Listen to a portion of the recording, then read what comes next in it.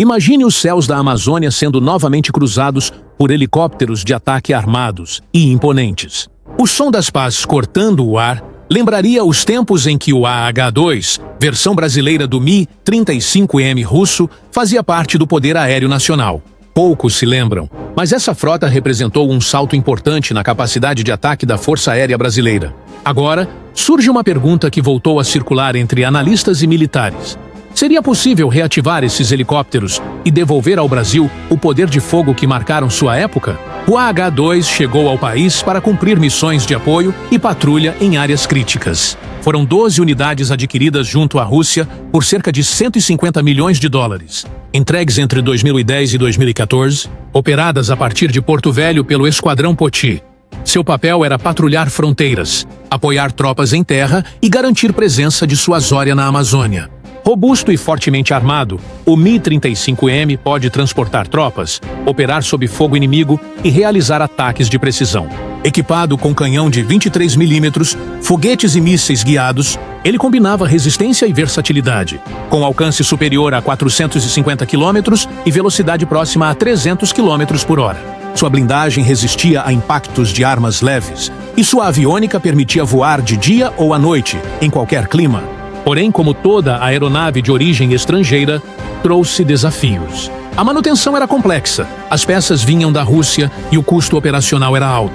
Com o tempo, e diante de novas prioridades da FAB, como o Gripen e o KC-390, os Sabre foram gradualmente desativados. Em 2022, a frota foi oficialmente retirada de serviço.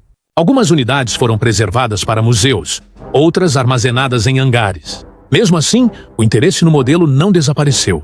Muitos especialistas acreditam que ele ainda tem valor estratégico, desde que modernizado e bem mantido. E é justamente aí que entra o ponto central. O que seria necessário para reativar o AH-2 e colocá-lo novamente em operação? O primeiro passo seria um diagnóstico técnico completo.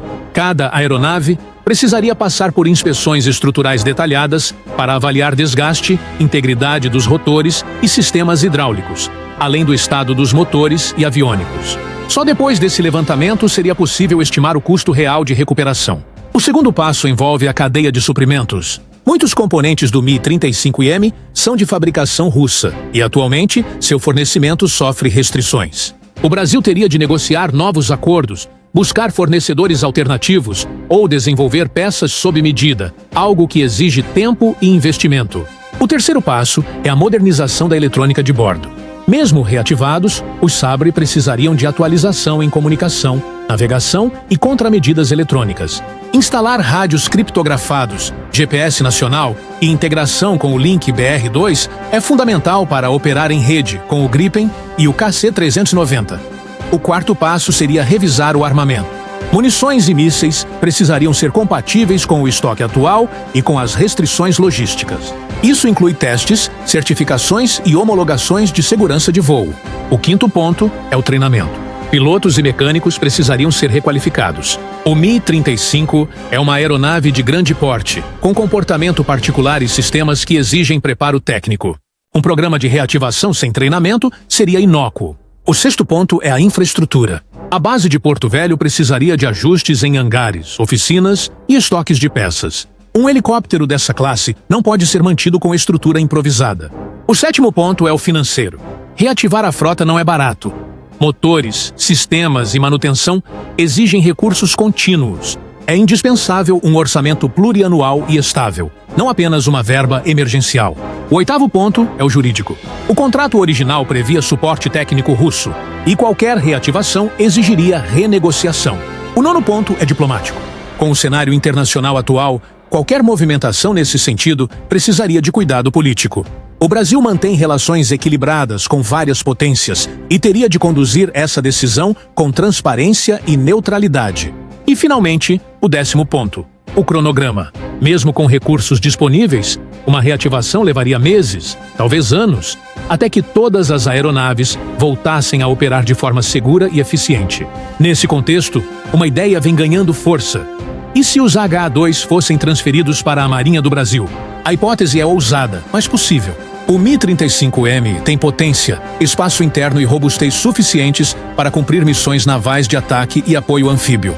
Em teoria, ele poderia operar embarcado em navios de grande porte, como o NAM Atlântico ou o futuro HMS Bulwark brasileiro. Mas, para isso, precisaria passar por um processo de navalização completo. Isso incluiria tratamento anticorrosivo, reforço de pontos de amarração, equipamentos de flutuação de emergência e integração de sistemas navais de comunicação e data link. Também seria necessário adaptar sensores e radares para missões marítimas, além de certificar pousos e decolagens embarcadas. O tamanho e o peso do Sabre restringem seu uso a navios de convés amplo e hangares reforçados, já que ele não possui rotor dobrável. Mesmo assim, a ideia não deve ser descartada. Uma frota de AH-2 navalizados poderia fornecer apoio direto às operações de fuzileiros navais e missões de defesa costeira, ampliando a capacidade de projeção da Marinha. Essa transferência, no entanto, só faria sentido se planejada como um projeto conjunto, com logística integrada, pilotos treinados para operações embarcadas e orçamento compartilhado entre FAB e Marinha. Tecnicamente é viável, mas exige decisão política e planejamento a longo prazo. Os maiores desafios continuam sendo logísticos. Sem acesso regular a peças e manutenção certificada, a reativação seria temporária e cara. Outro desafio é a interoperabilidade. Operar sistemas de origem russa no meio de uma frota majoritariamente ocidental cria custos adicionais e dependência técnica. Ainda assim, o AH-2 Sabre continua sendo uma aeronave robusta, de fácil adaptação e capaz de cumprir missões críticas de defesa, principalmente em regiões de difícil acesso. Reativar os AH-2 seria mais do que resgatar um helicóptero, seria restaurar uma capacidade estratégica. E, em tempos de incerteza, cada vetor de dissuasão conta. Para que esse plano seja realista, o Brasil precisaria combinar diagnóstico técnico, produção de peças, modernização eletrônica, certificação de armamento e treinamento de pessoal, tudo sustentado por orçamento estável e cooperação institucional. Se for feito com responsabilidade e continuidade, os antigos Sabre podem voltar a rugir sobre os céus e mares brasileiros, agora com uma nova missão e propósito renovado. Aqui no Fronte Militar, tratamos esse tema com realismo e patriotismo. Não há sensacionalismo, apenas análise técnica e visão estratégica. Porque soberania se constrói com conhecimento, disciplina e coragem. Se você valoriza conteúdo técnico, sério e patriota sobre defesa nacional, inscreva-se agora no canal Fronte Militar. Aqui não tem sensacionalismo, tem informação com credibilidade e respeito ao nosso país. Ative o sino, deixe o like e ajude a fortalecer a voz da soberania brasileira.